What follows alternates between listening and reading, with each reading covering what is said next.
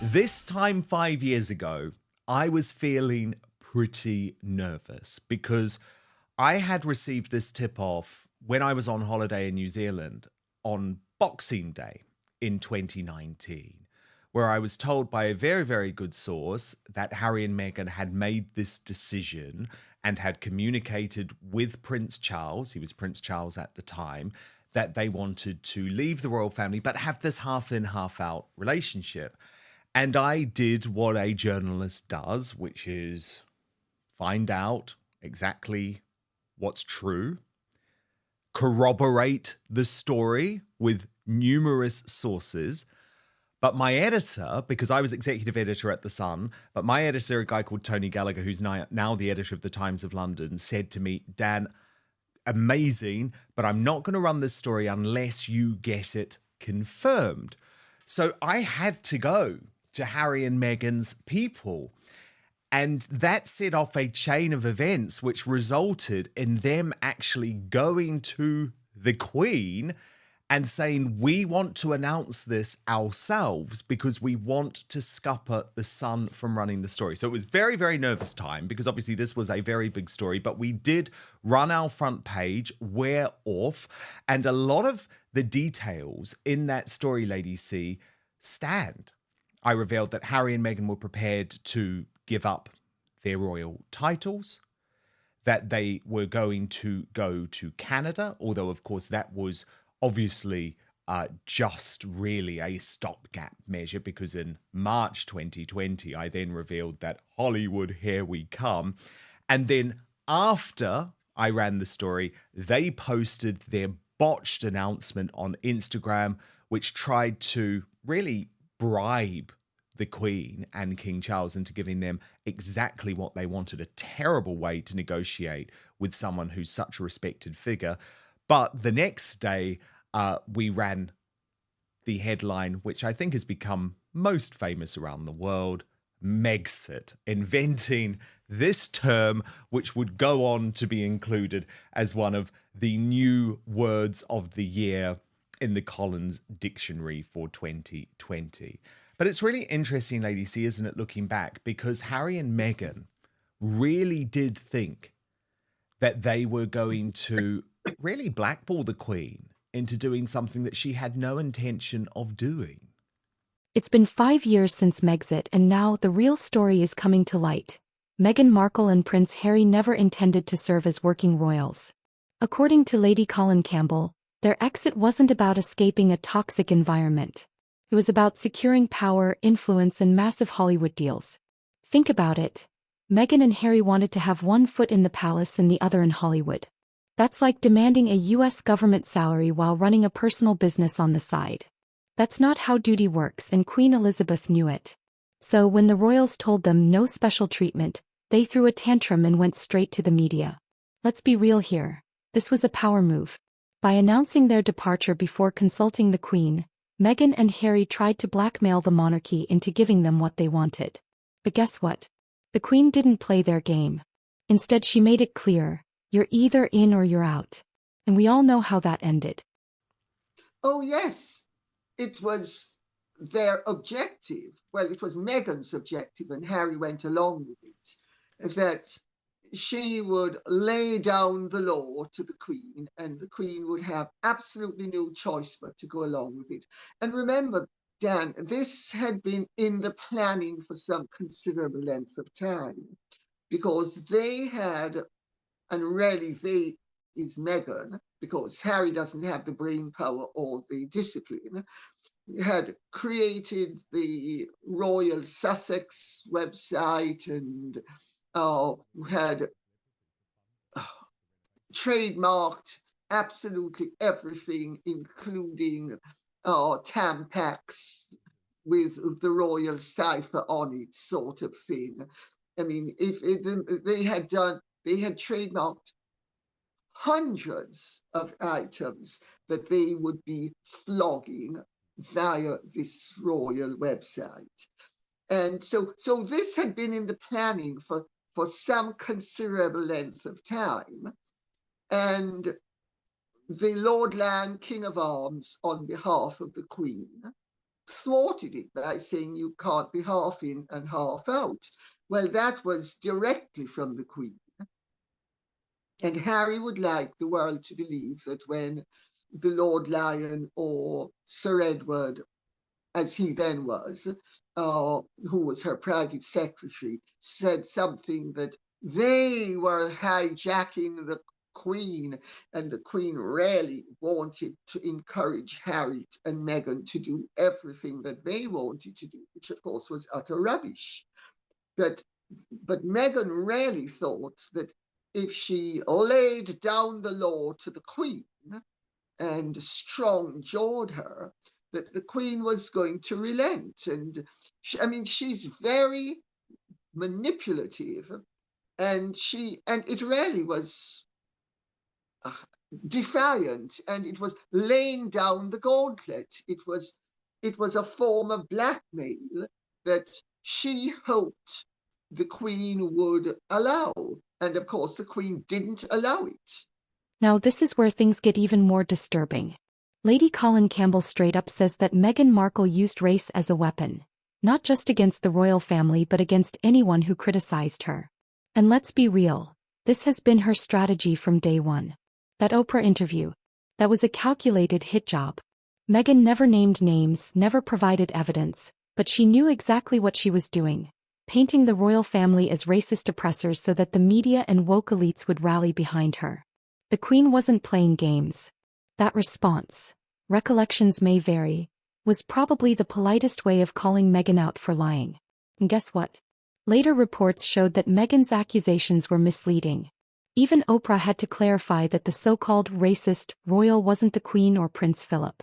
The truth is, Meghan used racial identity to protect herself from criticism. Anyone who questioned her motives? Racist. Anyone who didn't support her narrative? Bigot. And now, 5 years later, even leftist media outlets are calling her out for playing the victim. No, because this announcement on their own Sussex Royal page, Lady C, was completely intellectually dishonest. Because look at the top line, Lady C. After many months of reflection and internal discussions, we have chosen to make a transition this year and starting to carve out a progressive new role within the institution. We intend to step back as senior members of the royal family and work to become financially independent while continuing to support Her Majesty the Queen. Now, the first words of that statement are a lie. Harry and Meghan may have been reflecting, but Lady C, there had not been many months of internal discussions. That's intellectually dishonest. The internal discussions were over Harry and Meghan remaining full-time members of the royal family, but perhaps relocating for a significant chunk of the year to South Africa, New Zealand, Australia. Canada may have been mentioned, but it was as a formal member of the royal family. I mean, there were even talks of could Harry become the Governor General of Australia, for example. They were the internal discussions. Now, what Harry and Meghan did, and this is so despicable, is they launched their own money-making operation even when they were members of the royal family. Meghan had all of her staff who had pretty much stayed working for her behind the scenes, negotiating book deals, starting talks with Netflix while they were a member of the royal family. So to suggest that somehow the late Queen and King Charles had been involved in these discussions was wrong. The discussions had been about something altogether different, and Harry and Meghan really did sabotage and ambush the monarch. Well, my view on it has always been that the talks involving them spending a lot of time in a Commonwealth country was always a red herring and a distraction. It was effectively a con. They were conning the palace into believe in they were soft soaping the palace as well, and they were conditioning them to the fact that something isn't quite right and we're not really happy, and we would like to do something else for you, when really they meant we are going to lead you to believe we want to do something for you within the institution, when in fact all along the plan was to do it for me, not you, and to do it for themselves outside of the institution. This part right here is shocking but not surprising. Lady Colin Campbell says it outright. Meghan and Harry didn't just leave, they tried to manipulate the Queen into giving them a special deal. Think about that. They tried to blackmail the most respected monarch in modern history. But here's what makes me respect Queen Elizabeth even more. She didn't back down. She made it clear, you're either working royals or you're not. And Meghan? Well, she hated being told no. That's when the attacks on the monarchy really ramped up. And what happened next? Meghan and Harry ran off to California thinking they'd be the next Obamas, only to watch their careers crash and burn. Netflix dropped her animated series. Spotify cut ties with them after Meghan's podcast flopped. No. Hollywood wants nothing to do with them. Turns out Meghan and Harry aren't that interesting without royal drama. And it was a con. It was deception of the frankest kind.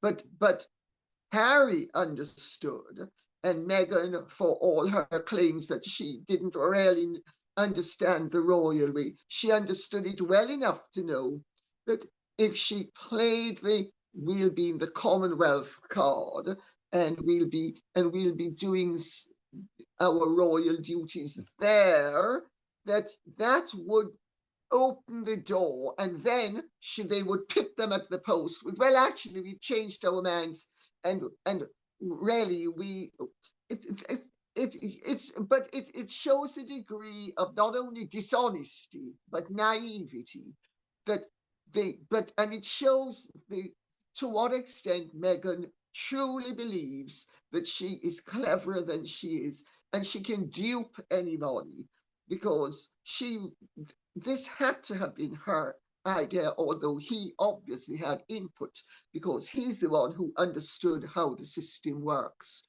in a far more effective way than she would have understood it. So he was giving her the benefit of his knowledge, but she, I'm sure, was the architect of the whole deception. And it was a con, and it was a con that was going to that was at the 99th hour. It's a con artist's trick. At the 99th hour, you pull something else, and all of a sudden you've achieved your objective. But it didn't work. But that doesn't mean they didn't set it up for it to work. I think their behavior suggests dishonesty from the word go. And it suggests to me that she was behind it, not Harry. Absolutely. And the thing that is incredibly shocking, Lady C, is some of the pathetic reasons that they tried to justify Megxit, which, let's be honest, was always about money. That's what it was about. And it was about Meghan not having to work. But actually, in my initial story on this, and remember, this was briefed by people who were very close to Harry and Meghan, they said it has been made very clear by the institution that the Sussexes are not central to the future plan. Just look at the picture released last week of the Queen with the Prince of Wales, Duke of Cambridge, and George. But the thing is, Lady C, that was nothing to do with Harry and Meghan. That picture, that historic picture, was about showing, and there it is, what a beautiful image, which now hangs, I believe, in the National Portrait Gallery. It was about showing to the world that as the Queen enters her twilight years, which Harry and Meghan should have been aware of, but they didn't seem to give a damn about, that the line of succession is safe. And it was a historic picture showing the Queen with William, Charles, and George. For Harry and Meghan to try and turn that into some sort of personal slight against them is ridiculous. This right here is karma in real time. Meghan and Harry thought they could use their royal titles to build an empire. But without the monarchy, they're just another pair of D-list celebrities. Now here's the big question. Will Prince Harry ever realize he's been used? Because let's be real, Meghan got what she wanted. Fame, money, and a chance to play the victim on a global stage. But Harry? He lost his family, his military titles, his credibility, and now even his reputation in Hollywood. We've seen it before. Harry looking miserable, Meghan interrupting him in interviews, and the guy not even being invited to major Hollywood events anymore. At some point he's going to wake up and realize he threw his entire life away for a woman who only saw him as a stepping stone. Yes, because that was a photograph of a monarch and the 3 monarchs in waiting. Harry, despite Meghan's wish to be the monarch, is never going to be. Although, of course, it has been said that she has said they're one plane crash away from succeeding to the throne. Which is terrifying. But it's true as well, isn't it? Yeah. You know, so, which is why the late Queen never wanted Prince William to fly with his family. Certainly not in helicopters, but he did, and he still does. Yes. Well, he is Diana's son, and he is Charles's son, and both Charles and Diana have from birth displayed very obstinate streaks. So let's just hope that doesn't happen, because I certainly would become a Republican at that stage. I would much rather have President Starmer than King Henry IX and Queen Meghan the sick-making first. Very true, very true. Now, I just want to go and look at the story that was published by me after this announcement, because I think it is worth just pointing out, Lady C, the complete outrage within the royal family for the way that Harry and Meghan had acted. So I reported that the Queen was deeply upset and Prince Charles and Prince William were incandescent with rage. That was because they rushed out a bombshell statement after their plans were exclusively revealed in The Sun, but the failure to consult other royals has triggered outrage. Now, this was the statement released by the Queen, which was incredibly terse. Discussions with the Duke and Duchess of Sussex are at an early stage. We understand their desire to take a different approach, but these are complicated issues that will take time to work through. But a senior royal source told me, Lady C, their statement was not cleared with anyone. It breaks all protocol. This is a declaration of war on the family. There is fury over how they've done this without any thought for the implications for the institution. The Queen is deeply upset. Courtiers can't believe it. There are so many unanswered questions, but they've just up and done it without a thought for anyone else. The plan was there to discuss it and work out a way that works for everyone in the family. So to suggest somehow, Lady C, that the late Queen was okay with this is just wrong. She was deeply upset. And what's left for him? A Netflix contract running out, a fading brand, and no real career. If Harry had stayed in the royal family, he could have actually made a difference. Instead, he's just another Hollywood casualty. Can I say, Dan, first of all, I thought that your breaking of the story and your coverage of it was absolutely brilliant. Thank you. And I know I'm not alone in thinking that. Well, I mean, basically, Meghan is a small-time operator, or as Bill Simmons said, a grifter. And I think she thought, you see, Meghan had spent her whole life pulling fast ones on people and getting away with it. And I think she thought she'd pull another fast one. And well, I'm just going to lay down the gauntlet and I'm going to embarrass them, and they're going to have no choice but to go along with what I want. And it didn't work out like that. But I think that was her aim. Meghan's aim was to outmaneuver them and embarrass them into submission. And she's actually discovered that there are not everybody is Thomas Markle Sr., who can be slapped into submission the way she did all his life, well, all her life with him. And I think the way they went about this, and I have no doubt it's hers, that she is the one who went about it, and Harry went along with it. It really, I mean, you mentioned earlier blackmail. It's even more than blackmail. It was,